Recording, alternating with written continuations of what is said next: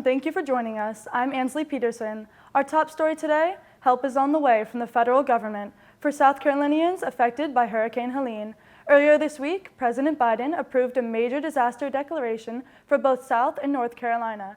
Assistance includes grants for housing, home repairs, and low-cost loans to cover property losses. Some eligible counties include Aiken, Anderson, Greenville, Lexington, Saluda, and Spartanburg. By the way, according to the state newspaper, President Biden is scheduled to meet with first responders from South Carolina on Friday before taking an aerial tour of the damage in North Carolina.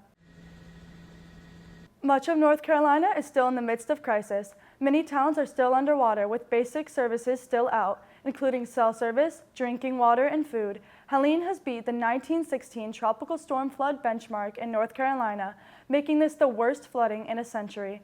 In Busick, the 3-day rainfall was a total of nearly 32 inches, equal to more than 3 months' worth of precipitation. The death toll in North Carolina now tops 56 people, and active searches and rescue missions are still underway. Flooding and wind damage across the Carolinas has led to continued power outages, but here in the Midlands, they're making progress on getting the lights back on. Across the state, Dominion Energy says about 70,000 people still don't have power, but that number is down to less than 7,000 here in Richland County. In Lexington County, less than 8,000 customers are without power, but in some cases, that won't be fixed until at least Friday.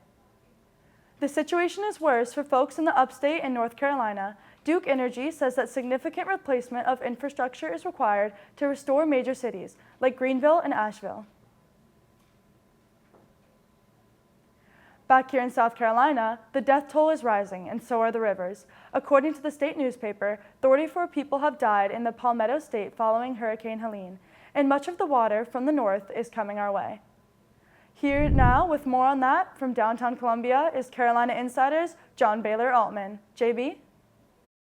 Hey Ansley, I'm here at the Columbia Riverwalk in downtown Columbia where there's caution tape and no trespassing signs behind me because of the flooding here at the Congaree River. The Riverwalk is closed off to the community as Columbia sees its highest flooding since 2015. The river has reached a peak of nearly 31 feet.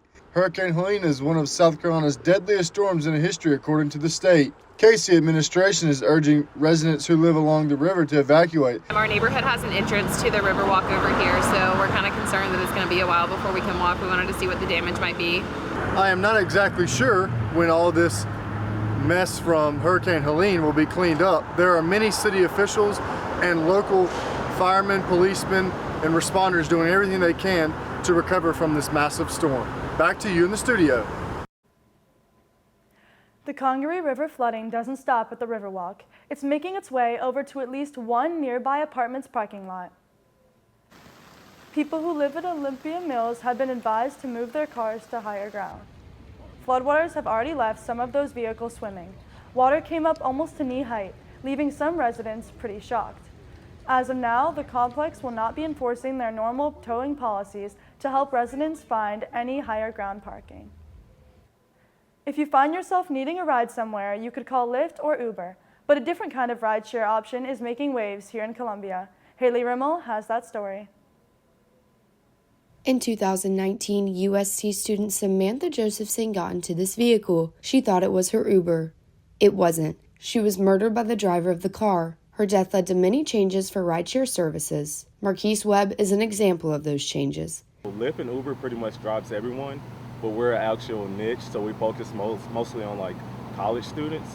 He was a junior at USC when Josephson was murdered. He started his own rideshare service, Cola Cruise, in July of 2021 and hopes to help students get home safer.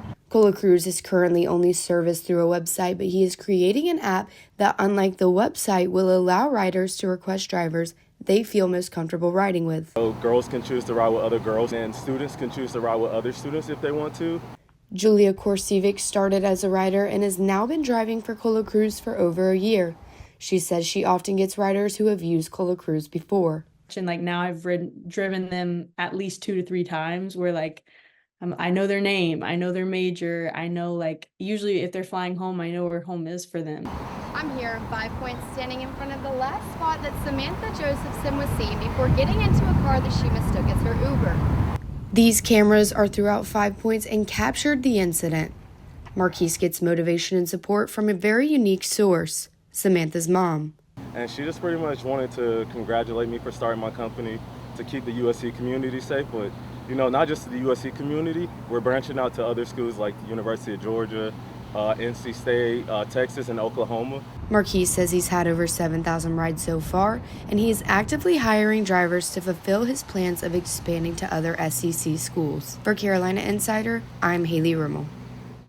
That's it for this edition of Carolina Insider, a student-run production here in the Kennedy Greenhouse Studio in the School of Journalism and Mass Communications. Thank you for joining us. We'll see you back here Friday.